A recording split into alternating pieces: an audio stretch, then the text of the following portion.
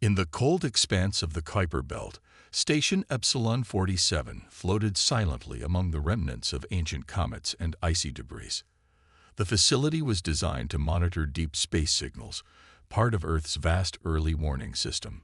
For years, it had operated in relative obscurity, its staff more accustomed to routine data checks than groundbreaking discoveries.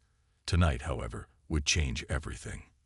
Rachel Quinn, the station's lead operator, was leaning back in her chair, lazily watching streams of data scroll across the holographic interface. The steady hum of the station's systems was a constant companion, punctuated only by the occasional sigh from her colleague, Dr. Jonas Patel. He was meticulously stacking disposable coffee cups into a precarious tower on his desk, a testament to the monotony of their shifts. "If that thing falls, you're cleaning it up," Rachel warned, her tone equal parts amusement and exhaustion. Jonas smirked, balancing another cup on top.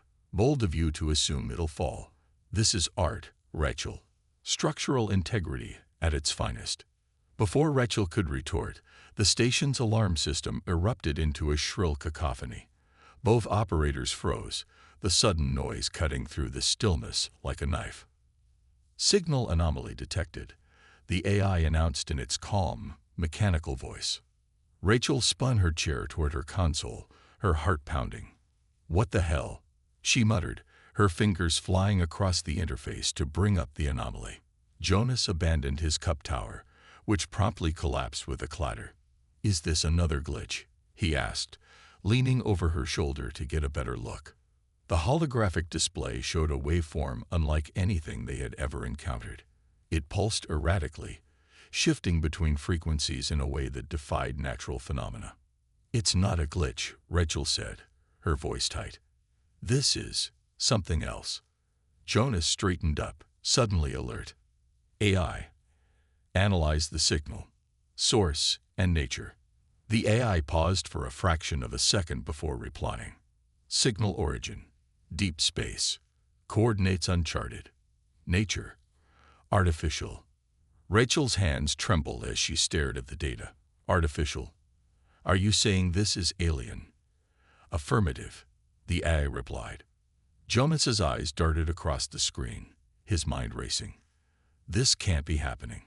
It's probably a prank, or some sort of interference." "Interference doesn't look like this," Rachel shot back, highlighting the signal structure. "Look at these patterns. They're too precise, too deliberate." The signal pulsed again, stronger this time. The station's systems struggled to process the influx of data, warning lights flickering across the consoles. "Okay," Jonas said, his voice unsteady. "If this is real, we need to report it immediately." Rachel hesitated, her gaze fixed on the screen. "Wait, look at this." She zoomed in on a segment of the signal, where fragments of decoded information were beginning to appear. Symbols transformed into words, and words became sentences. The first coherent message appeared in bold letters. "Your time has come." Jonas's breath hitched. That's not ominous at all. The data stream accelerated, bombarding them with images and audio fragments. What they saw was both fascinating and terrifying. The images depicted towering crystalline beings, their bodies glinting with an otherworldly sheen. Their voices, rendered into jagged, discordant sounds, were accompanied by a translation that chilled Rachel to her core. "Humans," the message began. "Your existence is flawed. Compassion is your weakness. Your civilization will face judgment." Rachel's blood ran cold. "This isn't just a message," she whispered. "It's a threat." Jonas nodded, his face pale. "And they're not talking about someday. Look at the timestamps." The data showed that the broadcast wasn't just coming from deep space, it was coming from the future. Rachel's hands tightened into fists as she processed the implications. "AI, confirm temporal origin," she demanded. The AI's response was immediate. "Temporal origin. 3.7 standard years into Earth's future." Jonas stumbled back, his mind reeling. How is that even possible? Are they using some kind of advanced subspace technology? Rachel didn't answer, Her eyes were glued to the screen, where more images were appearing. The Krythar, as the message identified them, had been observing humanity for decades. They had analyzed Earth's history, cataloging its wars, disasters, and acts of compassion. The broadcast showed scenes from Earth's past, humanitarian aid missions, rescue operations, and soldiers risking their lives to save civilians. But the Krythar's interpretation was twisted. "Your compassion makes you weak," the message declared. "The strong do not aid the weak. The superior do not show mercy. These are universal truths, which you have failed to comprehend." Rachel's stomach churned as the broadcast shifted to footage of Earth's first off-world colony.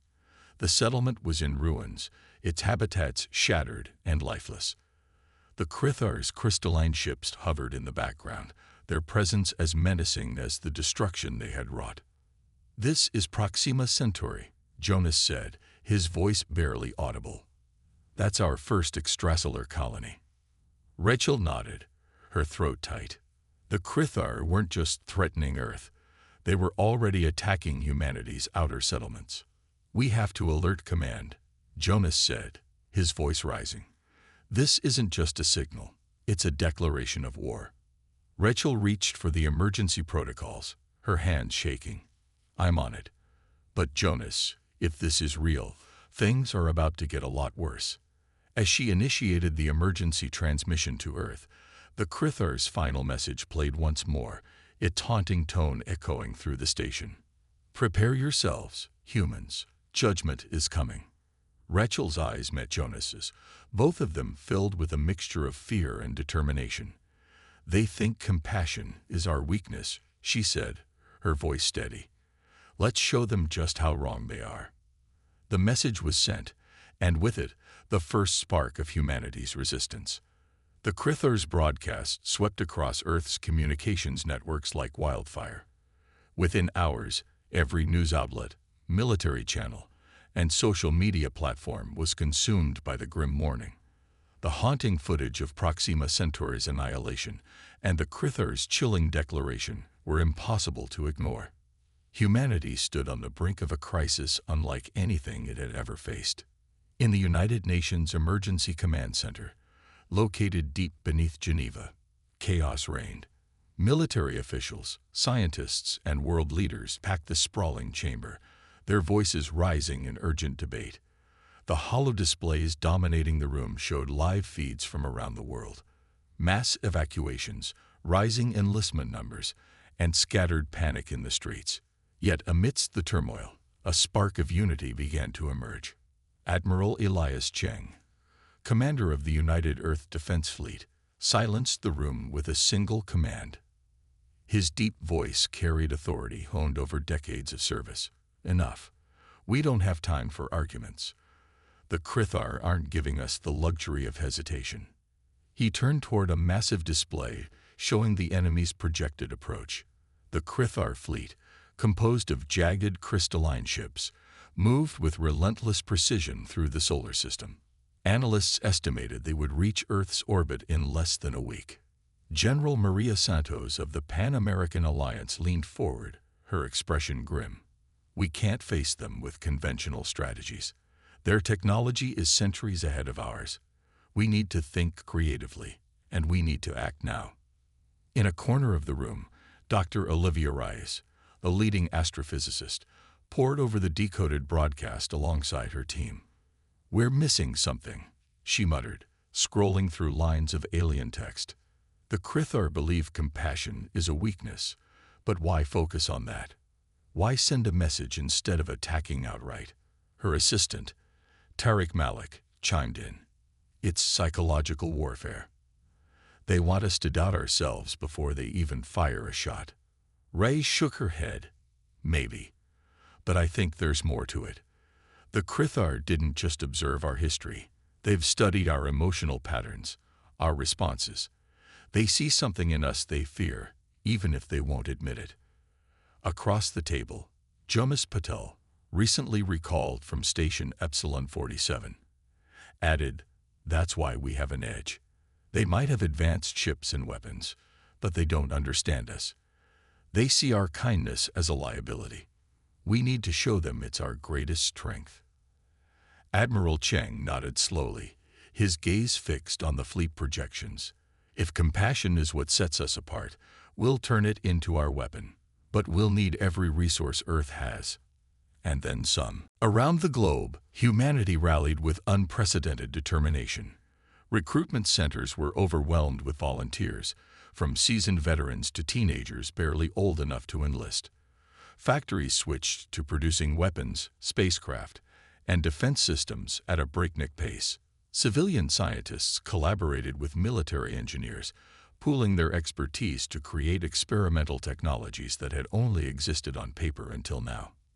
In orbit, Earth's dormant defense platforms were coming to life. The Artemis Array, a network of satellite-mounted railguns, hummed with power for the first time in decades. Hidden in the shadows of Earth's moons, the Ghost Fleet, an armada of stealth ships long thought decommissioned, began to assemble. At the Luna Command Center, located deep within the moon's largest crater, Captain Elara Voss reviewed the deployment plans with her crew. The Ghost Fleet was designed for scenarios exactly like this, an enemy with superior firepower that underestimated humanity's ability to fight from the shadows. "Status report," Voss demanded, her voice sharp. Her tactical officer, Lieutenant Hideo Tanaka, replied, "All ships are in position. Decoy satellites are active, and our cloaking systems are holding. The Krythar won't know we're here until it's too late." Voss allowed herself a small smile. "Good. Let's make sure it stays that way." Beneath the surface of the Earth, in secret facilities scattered across continents, humanity's most dangerous weapons were being prepared. At Neptune's Forge, a massive undersea installation hidden in the depths of the Mariana Trench, automated production lines churned out quantum torpedoes and experimental shield disruptors. Commander Yuki Tanaka, overseeing operations at Neptune's Forge, watched as robotic arms assembled sleek, deadly devices with terrifying efficiency. "We've been hiding these weapons for decades," she said to her second-in-command, Lieutenant Marcus Chen. "Now it's time to put them to use." Chen nodded, his gaze fixed on the production reports.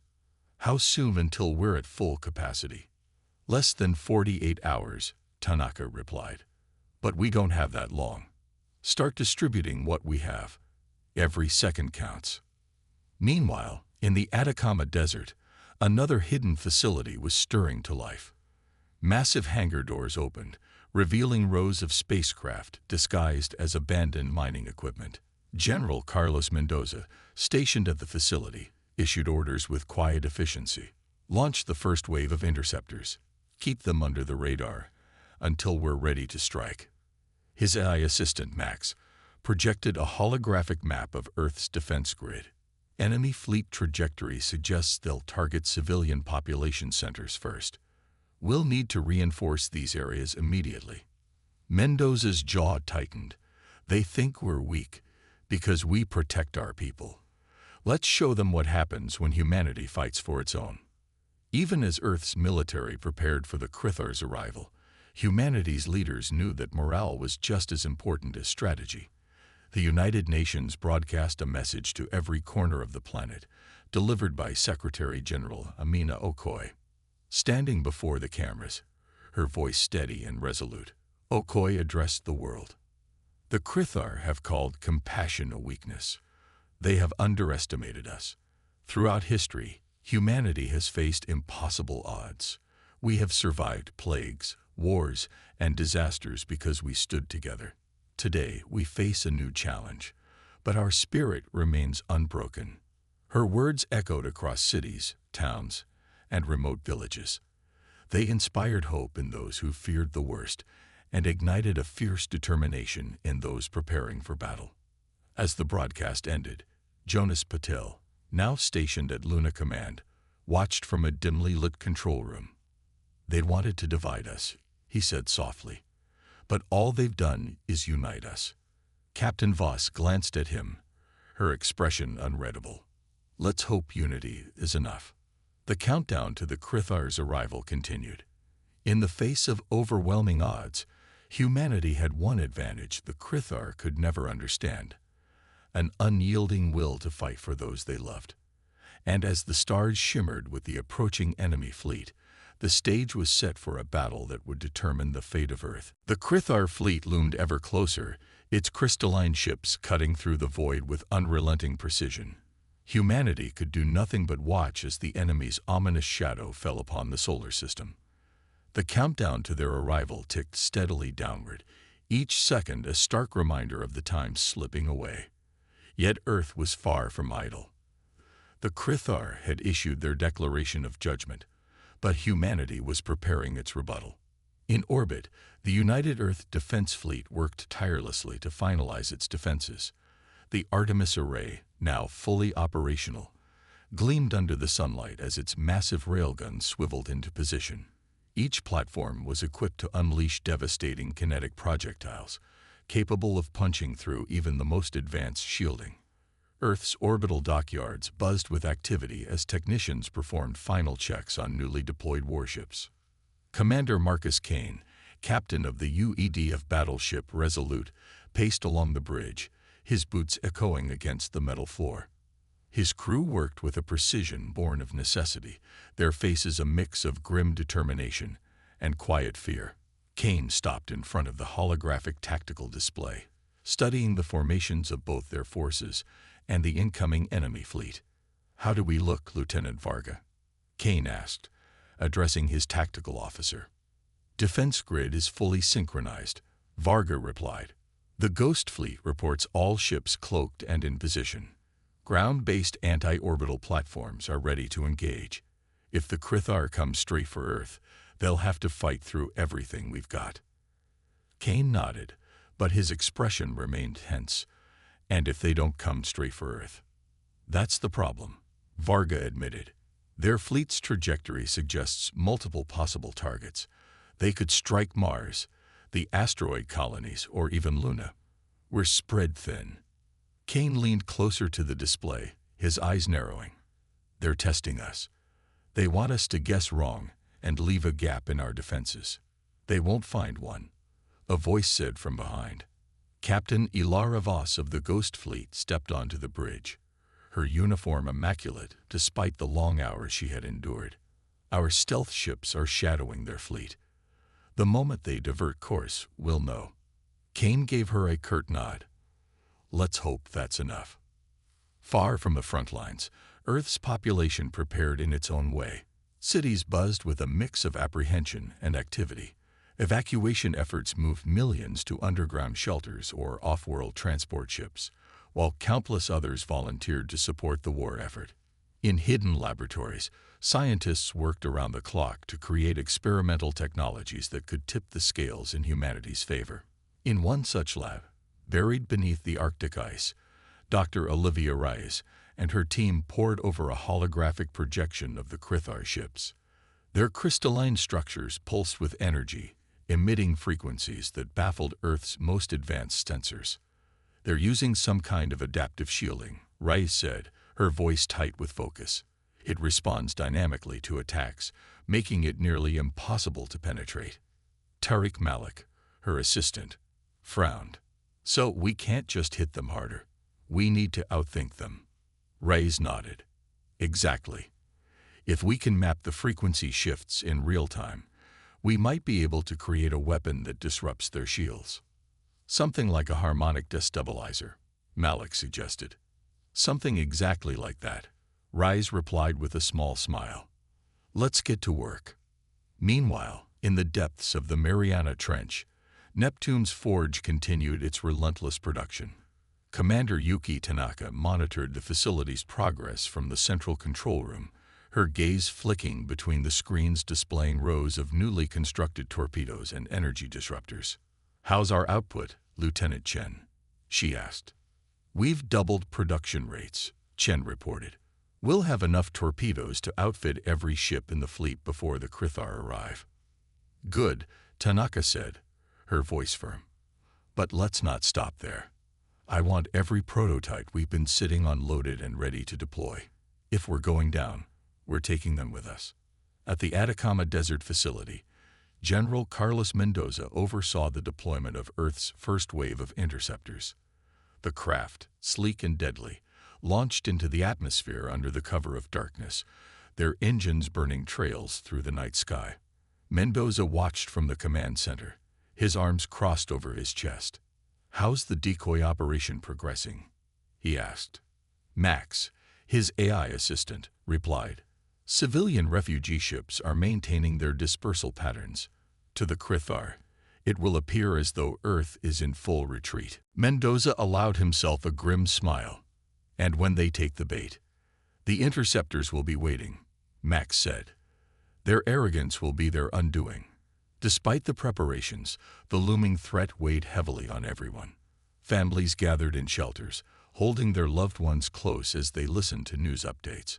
Soldiers wrote letters to those they might not see again. Scientists worked through exhaustion, driven by the knowledge that their inventions could be humanity's last hope.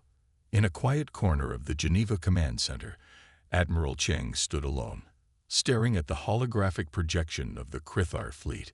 His mind raced with contingency plans, strategies, and worst-case scenarios. Secretary General Amina Okoye approached, her heels clicking softly against the polished floor. "You've been at this for hours, Elias," she said gently. "You need rest." Cheng shook his head. "Rest can wait. They're coming, Amina. And we still don't know everything they're capable of." "Neither do they," Okoye replied. "They've underestimated us, Elias. They don't understand what it means to fight for our survival, to fight for each other." Cheng turned to face her, a faint smile breaking through his stern expression. "Let's make sure they never forget." As the Krythar fleet drew closer, the solar system braced for the clash to come. The air was thick with anticipation, the calm before the storm. Humanity had never faced a threat like this, but it had also never been more united. Across Earth and beyond, every man, woman, and child prepared in their own way, knowing that the future of their species hung in the balance. The Krythar thought they had already won. They were about to discover just how wrong they were. The Krythar fleet finally crossed the Orc cloud, their crystalline ships gliding through the outer reaches of the solar system with an almost predatory grace. To the untrained eye, it was a beautiful sight. Gleaming vessels reflecting the distant sunlight, their jagged edges refracting light into mesmerizing patterns. But for humanity, it was a harbinger of doom. Earth's defenses were fully prepared, but no one could predict how this encounter would unfold. In the shadow of Jupiter, the Ghost Fleet lay in wait. Dozens of cloaked warships drifted silently, their engines running at minimal power to avoid detection. On the bridge of the Eclipse, Captain Elara Voss watched the tactical display intently. Her fleet's positioning was flawless, the result of months of meticulous planning and secrecy. "Status update," Voss said, her voice calm but commanding.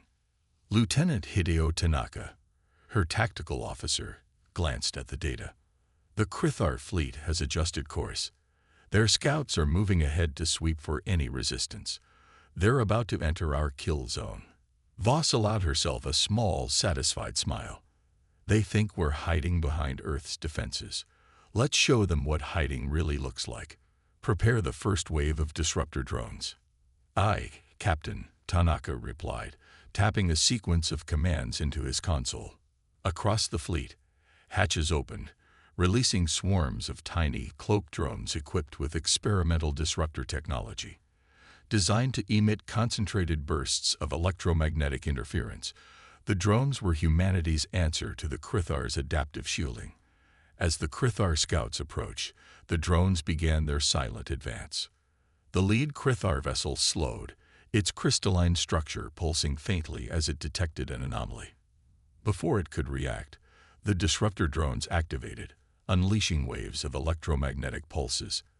The Krythar ship shuddered violently, its shields flickering erratically. A moment later, the Eclipse and its sister ships opened fire, their quantum torpedoes streaking through the void.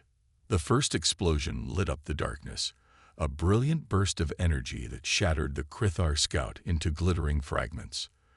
The other scouts scrambled to respond, but the Ghost Fleet moved with deadly precision. One by one, the scouts were picked off, their remains scattering across the battlefield like shards of glass. On the bridge of the Eclipse, Tanaka grinned. First contact successful, Captain. No survivors. Voss nodded, her expression grim. Good, but this was just the first wave. The main fleet won't be as easy. In Earth's orbit, Admiral Elias Cheng monitored the engagement from Luna Command. The holographic display showed the Krythar fleet's advance and the Ghost Fleet's ambush in real time. Despite the early success, Cheng's expression remained tense. "They're testing us," Cheng said, addressing his staff. "They're sending their scouts to probe our defenses. When they realize we're not as defenseless as they thought, they'll adapt." General Maria Santos, commanding Earth's ground-based defenses, leaned forward. "Let them. Every scout they lose is one less ship in their fleet, and when they do adapt, we'll be ready." Cheng nodded. "What's the status of the Artemis array?" "Fully operational," Santos replied. "All railguns are charged and ready to fire. We're holding until the Krythar fleet moves within range." "And the Ghost Fleet?" "They've eliminated the scouts without revealing their full position," Santos said. "But the Krythar will know something's up. It's only a matter of time before they send reinforcements." In the hidden labs beneath the Arctic ice, Dr. Olivia Rice and her team worked feverishly to finalize their latest weapon. The harmonic destabilizer, designed to disrupt the Krythar's adaptive shields, had shown promise in simulations. Now they were racing against the clock to produce a field-ready version. "Run the test again," Rice said, her voice taut with urgency. Her assistant, Tariq Malik, activated the prototype, sending a pulse of energy toward a crystalline fragment retrieved from the Proxima Centauri colony. The fragment's shimmering surface rippled, then fractured under the destabilizer's influence. "It works," Malik said, his voice filled with cautious optimism. "But the range is still limited. We need to increase the output." Reyes nodded, her mind already working through the calculations. "If we can integrate this into the Ghost Fleet's drones, we might be able to neutralize their shields before they even reach Earth." "Assuming we have enough time," Malik muttered. Reyes shot him a determined look. "We'll make time." Meanwhile, in the depths of the Mariana Trench, Commander Yuki Tanaka oversaw the loading of Neptune's Forge's latest weapons onto a fleet of unmanned carriers. The quantum torpedoes and shield disruptors represented the cutting edge of human ingenuity, each one a potential game-changer in the fight against the Krythar. "How soon until we can deploy these?" Tanaka asked. Lieutenant Chen checked the latest reports. "The first carriers are ready for launch. They'll rendezvous with the Ghost Fleet within 6 hours." "Good," Tanaka said. "Tell the Ghost Fleet to hold their position until they receive the reinforcements. If we're going to engage the Krythar head-on, we need every advantage we can get." Back on the Eclipse, the tension was palpable as the Ghost Fleet prepared for the Krythar's counterattack. The main fleet had adjusted its course, moving directly toward the ambush site. Captain Voss stood at the helm, her eyes fixed on the tactical display. "They're coming," Tanaka said, his voice steady despite the mounting pressure. "And they're bringing everything they've got." Voss nodded. "Good. Let's give them a warm welcome." As the Krythar ships entered the kill zone, the Ghost Fleet sprang into action. Disruptor drones swarmed the enemy ships, targeting their shields with precision. The Krythar responded with devastating firepower, their crystalline weapons slicing through space like jagged beams of light. The first major battle of humanity's resistance had begun, and the stakes couldn't be higher. The Ghost Fleet fought with everything they had, knowing that their actions would determine the course of the war.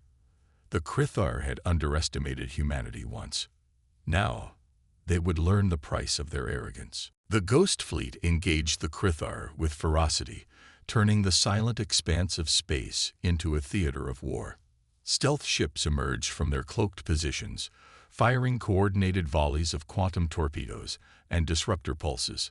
The Krythar, initially caught off guard, adapted with frightening speed. Their crystalline ships shifted their formations, redirecting power to reinforce their shields while returning fire with devastating precision. Captain Elara Voss stood at the helm of the Eclipse, her sharp eyes glued to the tactical display. The battle was a dance of light and destruction, with human ingenuity facing off against alien superiority. Around her, the bridge crew worked tirelessly, their hands flying over controls as they executed complex maneuvers. "Status report," Voss barked, her voice cutting through the chaos. Lieutenant Tanaka's hands flew across his console. "We've taken out 6 enemy vessels, but they're adapting to the disruptor drones. Their shields are recalibrating faster than we anticipated." Voss clenched her jaw.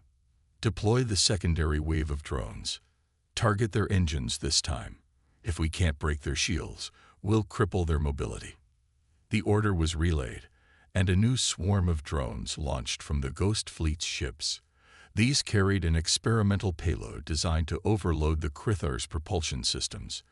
The drones darted between the enemy ships, evading plasma fire and countermeasures with agility that seemed almost sentient. When they struck, several Krythar vessels lurched and spun, their engines sputtering as they lost power. "Direct hits on 3 ships," Tanaka reported, his voice tinged with triumph. "They're losing formation." Voss allowed herself a grim smile. "Good. Keep pressing them. We can't let them regroup." But the Krythar were far from defeated. Their remaining ships unleashed a barrage of crystalline projectiles, each one charged with destructive energy. The Eclipse shuddered as a projectile grazed its hull, the shields flaring brightly under the impact. "Shields at 60%. Tanaka called out. "We can't take too many more hits like that." "Understood," Voss said, her tone unwavering. "Redirect auxiliary power to the shields and maintain evasive maneuvers." "We're not done yet." On Earth, the battle played out on massive screens in command centers and public squares. Civilians watched with bated breath, their hearts sinking every time the human ship was destroyed, and soaring with every Krythar loss. In Geneva, Admiral Elias Cheng and General Maria Santos stood side by side, their eyes fixed on the live feed from Luna Command. "The Ghost Fleet is holding their own," Cheng said, his voice heavy with both relief and concern. "But it's only a matter of time before the Krythar bring reinforcements." Santos crossed her arms, her face set in a grim expression. "We can't let them bear the brunt of this alone." "Are the Artemis array and ground-based platforms ready to engage?" Cheng nodded, fully operational and standing by. "But we need the Krythar fleet to move closer before we can maximize their effectiveness." "Then we'd better hope the Ghost Fleet can hold the line," Santos replied. "Because if they fall, Earth's defenses will be next." In the Arctic labs, Dr. Olivia Rice and her team were racing against time to deploy the harmonic destabilizer. The weapon, now mounted on a prototype missile, was their best chance to disrupt the Krythar's adaptive shielding on a larger scale. "We've run the final diagnostics," Tariq Malik said, handing Rice a tablet with the results. "The destabilizer is ready, but it's untested in a live combat scenario." "We don't have the luxury of testing," Rice replied, her voice steely. "Transmit the launch codes to the Ghost Fleet. They'll need to deploy this immediately." Malik hesitated. "If this fails—" "It won't," Rice interrupted, her determination unwavering. "It can't." Back in the battlefield, the Eclipse and its sister ships were taking heavy damage.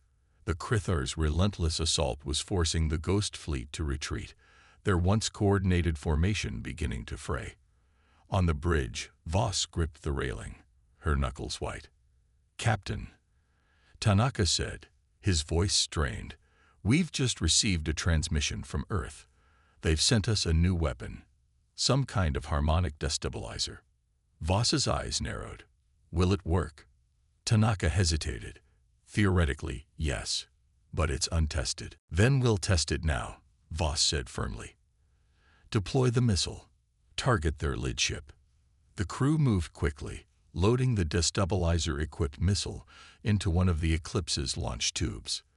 Voss watched the tactical display as the weapon streaked toward its target, a shimmering trail of energy following in its wake. The Krythar vessel attempted to intercept it, but the missile's speed and agility proved unmatched. When it struck, the effect was immediate. The Krythar ship's shields collapsed in a cascade of sparks, leaving it vulnerable. The Ghost Fleet seized the opportunity, unleashing a barrage of torpedoes that tore through the alien vessel, reducing it to fragments. "It worked," Tanaka exclaimed. "Their shields are down." Voss didn't hesitate. "Transmit the destabilizer's parameters to the rest of the fleet. Tell them to focus fire on any ship whose shields falter. This is our chance to turn the tide." The message spread across the fleet, and the Ghost Fleet rallied. Using the destabilizer as their trump card, they began to systematically dismantle the Krythar ships. One by one, the crystalline vessels succumbed to humanity's relentless assault. In Geneva, the command center erupted in cheers as the live feed showed the Krythar fleet's losses mounting. Chang allowed himself a small smile but remained cautious. "This is a victory, but it's not the end. The Krythar still outnumber us, and their reinforcements are inevitable." Santos nodded. "Agreed. But today, we've proven one thing. They're not invincible." As the battle waned, Captain Voss stood on the bridge of the Eclipse, surveying the wreckage of the Krythar ships. The Ghost Fleet had emerged battered but victorious, their first encounter with the enemy a hard-fought triumph. Yet Voss knew this was only the beginning. "Send a message to Earth," she said, her voice resolute. "Tell them we've held the line, but the Krythar will be back, and we'll be ready."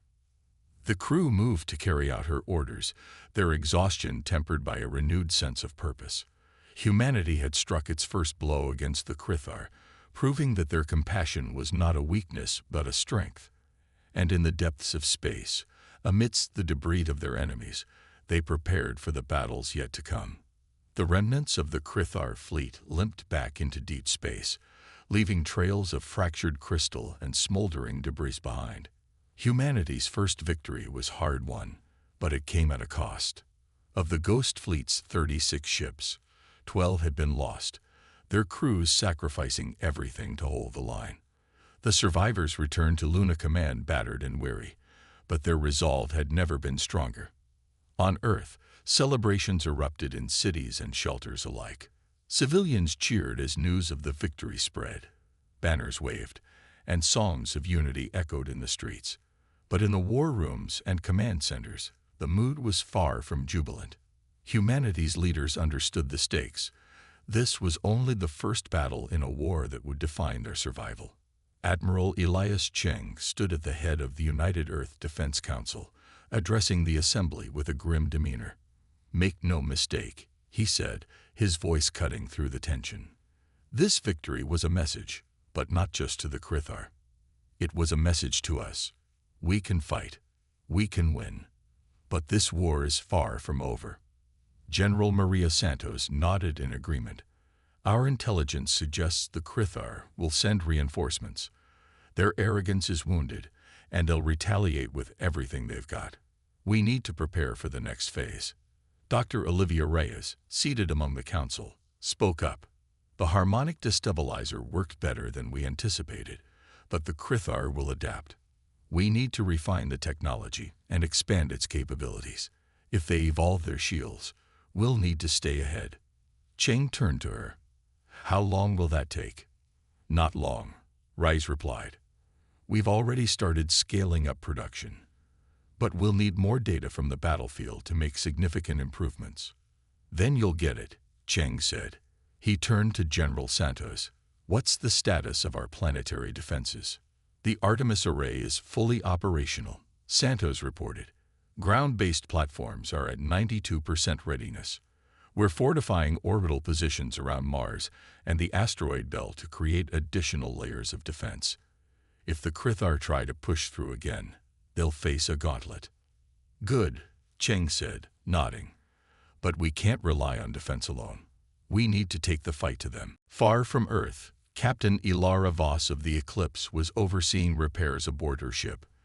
The crew worked tirelessly, patching hull breaches, replacing damaged systems, and preparing for the next engagement. Despite their fatigue, a sense of pride permeated the ship. They had stood against the Krythar and lived to tell the tale. Voss walked through the corridors, offering quiet words of encouragement to her crew. When she reached the bridge, Lieutenant Hideo Tanaka greeted her with a sharp salute. "Captain, the fleet is regrouping at Luna Command. We've received new orders from Admiral Cheng." Voss returned the salute.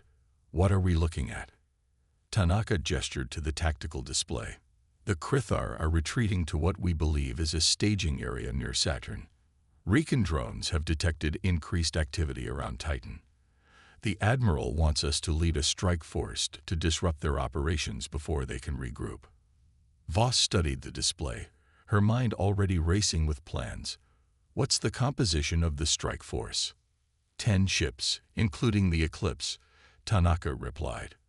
"We'll be reinforced by 2 carriers loaded with the new destabilizer-equipped drones." A flicker of determination crossed Voss's face. "Good. If they think they can regroup at Saturn, they're in for a surprise." In the depths of the Mariana Trench, Neptune's forge churned with activity. Commander Yuki Tanaka oversaw the production lines, her gaze fixed on the progress reports. The facility was operating at maximum capacity, producing advanced torpedoes, shield disruptors, and experimental weaponry designed to counter the Krythar's crystalline technology. Lieutenant Marcus Chen approached, holding a tablet loaded with the latest data. "Commander, we've completed the first batch of hypercavitating missiles. They're designed for short-range, high-impact scenarios, perfect for taking out heavily armored targets." Tanaka nodded. "Excellent. Load them onto the carriers immediately. The Ghost Fleet will need every advantage they can get." As Chen moved to carry out her orders, Tanaka's comm unit buzzed. It was Admiral Cheng. "Commander Tanaka," Cheng said, his voice steady. "We're deploying a strike force to Saturn. I need you to divert additional resources to support their mission." "Understood, Admiral," Tanaka replied. "We'll make it happen." "Good," Cheng said. "And Yuki, thank you. Your work is saving lives." At the Arctic Research Facility, Dr. Rice and her team continued refining the harmonic destabilizer. The labs buzzed with activity as scientists ran simulations and tested prototypes. Tariq Malik approached Rice with a grim expression. "We've hit a snag," he said. "The destabilizer works well against their shields, but their ships are adapting faster than expected. If we don't increase the destabilizer's output, it might not be effective in the next battle." Rice sighed, rubbing her temples. "We'll need to push the limits of our power sources, start rerouting energy from the auxiliary grids. If we burn out a few systems, so be it. Lives are more important than equipment." As humanity prepared for the next phase of the conflict, the Krythar were not idle.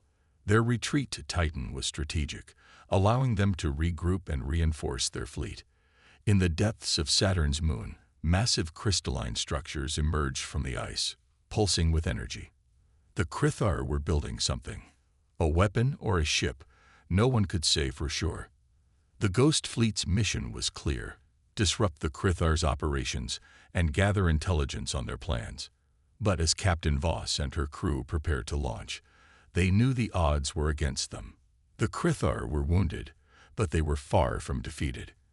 As the Eclipse and its allies slipped into the blackness of space, every crew member carried the weight of humanity's survival on their shoulders. The battle for Earth had only just begun, and the fate of the solar system hung in the balance. The Ghost Fleet approached Titan under the cover of darkness, their cloaking systems rendering them invisible to the Krythar's advanced sensors. The icy moon loomed large, its surface punctuated by crystalline spires that pulsed with an eerie glow. Whatever the Krythar were building, it radiated immense energy, detectable even through the stealth systems of the human ships. On the bridge of the Eclipse, Captain Elara Voss stared at the tactical display, her sharp eyes taking in the enemy's defenses. Krythar ships patrolled the area in tight formations, their movements synchronized with mechanical precision. Above Titan's surface, a massive structure floated, its jagged edges glinting with a malevolent light. "Intel was right," Voss murmured, her voice low. "They're building something big." Lieutenant Hideo Tanaka adjusted the display, highlighting key targets. "That structure is the source of the energy readings. If we're going to stop them, we'll need to destroy it." Voss nodded, her expression hardening. "What's the status of our strike force?" "All ships are in position," Tanaka reported. "The carriers are ready to deploy destabilizer drones, and the hyper-cavitating missiles are armed and loaded." Voss drew a steadying breath. This mission was humanity's best chance to cripple the Krythar's operations and prevent another assault on Earth. But the risks were staggering. "Signal the fleet. Begin the assault." The first wave of drones emerged from the carriers, their cloaked forms darting toward the Krythar ships like phantoms in the void. As they neared the enemy, they unleashed bursts of harmonic destabilizers, targeting the Krythar shields. The alien vessels shuddered under the assault, their protective layers flickering and collapsing. Human ships followed closely behind, firing precise salvos of quantum torpedoes. The explosions lit up the darkness, each one a testament to humanity's determination. The Krythar responded swiftly, their crystalline weapons tearing through the void with terrifying power. On the bridge of the Eclipse, Voss issued rapid orders. "Focus fire on their command ships. If we can disrupt their coordination, the rest of their fleet will falter." The Eclipse's guns roared to life, firing a barrage of hyper-cavitating missiles. The projectiles streaked through space, punching through the hull of a Krythar command ship.